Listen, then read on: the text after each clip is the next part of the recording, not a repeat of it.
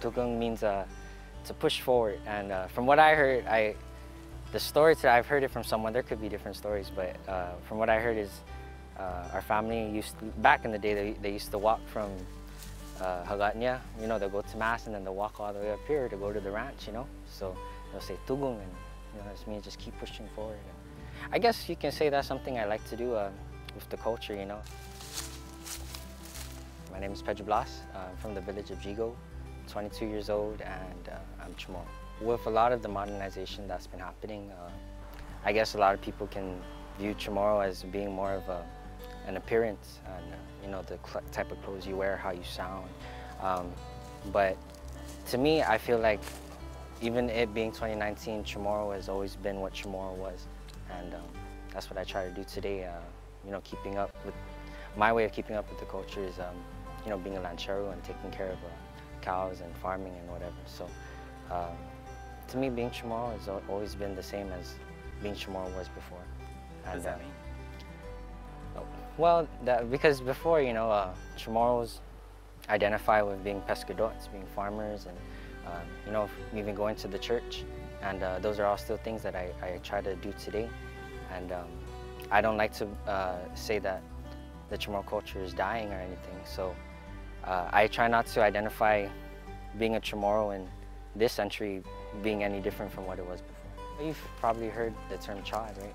And I guess that's just a way of someone who, if they lack the ability to speak CHamoru, they more so try to present themselves as a local. And that's what I was for a long time before I had started speaking CHamoru or anything. I always dressed as how I figured a local boy should dress. And I guess as we got to where I'm at today, it kind of stuck with me, and I don't view it as something, oh, it's chad, it's more, this is just me. And you know, this is what I wear, when I go past the cow and everything, you know. So tell us, what's the attire? Well, this is not like the standard ranchero attire, I guess, but you know, you always got to have your camouflage, you know, you got to have camouflage on.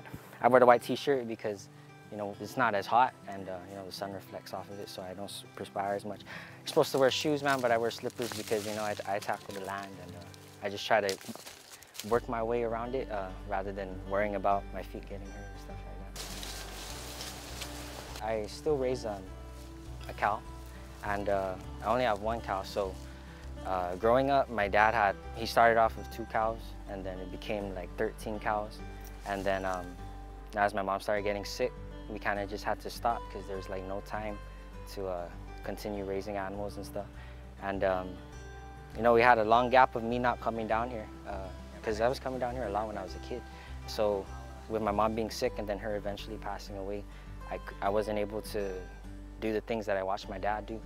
So a couple years down the line after my mom passed away, we got a cow for free. And you know, I told my dad, you know, it's my turn to try to take up this job of raising a cow. And you know, usually, or back in the day, people were raising cow to not only clear the land, but you know, as a source of meat. And with what I do, yeah, you know, sure, you can use my cow for meat, but I do it more recreationally, because when I come down here and I, you know, take care of the cow, and this is my like serenity, you know, safe haven kind of thing. You know, it's very quiet. After all the years I've been staying up here, you know, ever since I was born and raised up here in the mountain, you get used to that sound of airplane.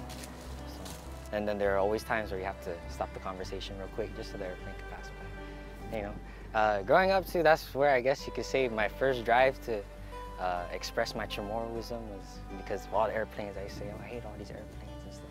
But, yeah, now you just get used to it. Live behind the Air Force Base, so what do you to expect? There's a number of people I can thank. First off, I'll thank my great, I want to add another great grandfather for even having this whole land under, you know, his land, and having it being passed down and eventually coming down to me. And you know, for sharing the practice of raising animals and farming. And you know, my grandpa was the one who got my dad into it, and you know, all the kids were into it.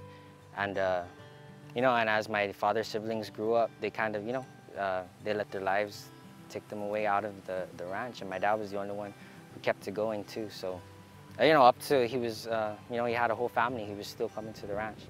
And so I'd like to thank him especially too, because, you know, he'll bring me down here, and this is the first place I saw, like, there was a time when we had lots of pigs, and we had goats and chickens and all of that stuff. And from there, I always wanted to grow up and be the guy who did that. And so yeah, if it wasn't for my dad, I wouldn't even be exposed to any of this. And I wouldn't have the drive that I do now, for even with my schooling.